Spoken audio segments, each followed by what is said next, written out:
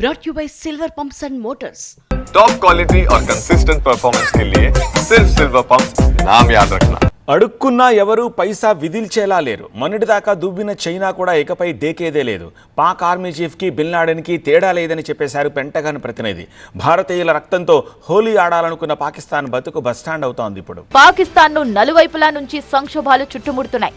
1971 నాటి కంటే దారుణమైన పరిస్థితులను పాకిస్తాన్ ఎదుర్కొంటోంది.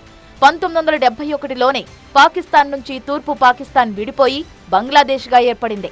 పాకిస్తాన్ ప్రధాని షెహబాజ్ షరీఫ్, ఆర్మీ చీఫ్ సయ్యద్ ఆసిమ్ మునీర్లు ఈ మధ్య అరబ్ ఎమిరేట్స్కి వెళ్లి ఆర్థిక సాయం కోసం దేవరించాల్సి వచ్చింది. 10 ఏళ్ల కాలంలోనే కనిష్ట విదేశీ మారక ద్రవ్య నిల్వలున్న పాకిస్తాన్ తెచ్చిన అప్పులు తీర్చడం కూడా కష్టమేనంటున్నారు.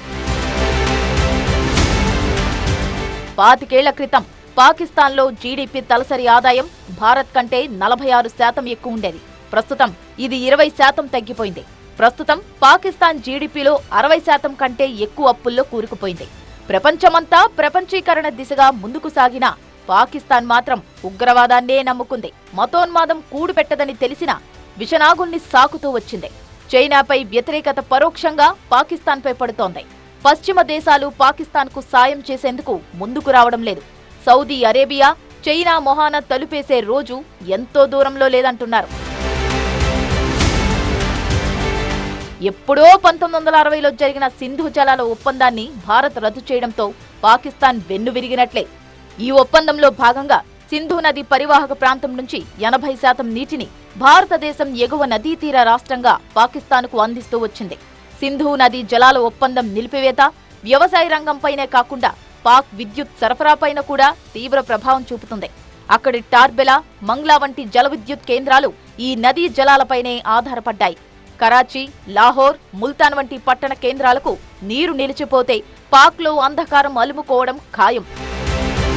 ఉగ్రవాద దేశంగా ప్రపంచ దేశాలు ఓ పక్క ఈసడించుకుంటుంటే మరోవైపు దేశంలో వేర్పాటువాద ఉద్యమం పాకిస్తాన్ని పరేషాన్ చేస్తోంది. బలూచిస్తాన్ ఉద్యమం పాక్ పాలకులకు కంటి మీద నిద్ర లేకుండా చేస్తోంది. 1947లో ఇండియా, పాకిస్తాన్ విడిపోయినప్పటి నుంచి ప్రత్యేక దేశం కోసం పోరాడుతున్నారు బలూచివాసులు.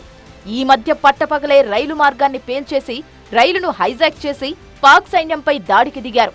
ప్రభుత్వం, పాక్ సైన్యం అంతర్గత సంక్షోభంలో చిక్కుకోవడంతో బిఎల్ఏ నుంచి పాక్ పాలకులకు మరో ముప్పు పంచి ఉన్నట్లే.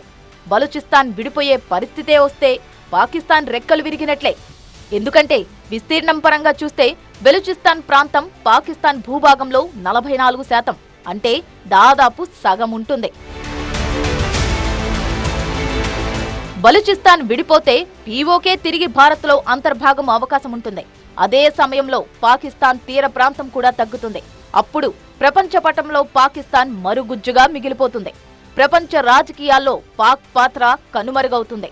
అంతర్గత కుమ్ములాటలు, నెత్తిన తెచ్చిపెట్టుకున్న ఉగ్రవాదులతో చివరికి అసలు పాకిస్తాన్ అనే దేశమే కనుమరుగయ్యే పరిస్థితొచ్చినా ఆశ్చర్యపోవాల్సిన అవసరం లేదు. ఆ ఫ్రస్ట్రేషన్లోనే ఏమో ఉగ్రవాదానికి మద్దతు విషయంలో పాక్ మంత్రి నోరు జారారు. అమెరికా కోసమే ఉగ్రవాదులను పెంచి పోషించామని పాక్ రక్షణ మంత్రి ఖవాజా ఆసిఫ్ చెప్పడం ఆ దేశ దివాలాకోరుతనానికి నిదర్శనం. పెహల్గాం ఉగ్రదాడి తర్వాత భారత్ కొన్ని కఠిన చర్యలు తీసుకోగానే చిగురుటాకులా వణికిపోయింది పాకిస్తాన్ స్టాక్ మార్కెట్. పెహల్గాం ఉగ్రదాడి తర్వాత భారత్ కఠిన నిర్ణయాలు తీసుకుంది. సింధు నదీ జలాల ఒప్పందాన్ని నిలిపివేయడంతో పాటు అటారీలోని ఇంటిగ్రేటెడ్ చెక్ పోస్టులను మూసివేసింది. సార్క్ వీసా మినహాయింపు పథకం కింద పాక్ జాతీయులకు భారత్లోకి ప్రవేశం నిషేధించింది. గతంలో ఇచ్చిన వీసాలు రద్దు చేసింది. భారత్లోని పాక్ హైకమిషన్ సలహాదారులు వారం రోజుల్లో దేశం వీడాలని ఆదేశాలు జారీ చేసింది. ఇస్లామాబాద్లో ఉన్న వివిధ దళాల సలహాదారుల్ని ఉపసంహరించుకుంటున్నట్లు ప్రకటించింది. పాకిస్తాన్ భారత్తో పోల్చుకోవడం హనుమంతుడి ముందు కుప్పిగంతులు వేయడమే. ఆ దేశ ప్రముఖులే పాక్ పాలకుల గాలి తీసేస్తున్నారు. పెహల్గాం ఉగ్రదాడిపై పాకిస్తాన్ మాజీ క్రికెటర్ డానిష్ కనేరియా తన దేశ తీరును వరుస ట్వీట్లతో ఎండగడుతున్నారు. అణుబాంబు వెయ్యాల్సిన పనిలేదు, ఆయుధ సంపత్తిని వృధా చేసుకోవాల్సిన పనిలేదు. అదేదో సినిమాలో గట్టిగా అరిస్తే గుండె పగిలి చస్తావు అన్నట్లుంది పాకిస్తాన్ పరిస్థితి. కర్మఫలాన్ని ఎవరైనా అనుభవించాల్సిందే. మనింటి గుమ్మానికి తలుపులు లేవన్న విషయాన్ని మరిచి పక్కింటి గోడలెక్కి తొంగి చూసే అలవాటే ఆ దేశం కొంపు ముంచుతోంది. అన్నమో రామచంద్ర అంటూ రోడ్డున పడి అడుక్కోవడానికి పాకిస్తాన్ జస్ట్ అడుగు దూరంలోనే ఉంది.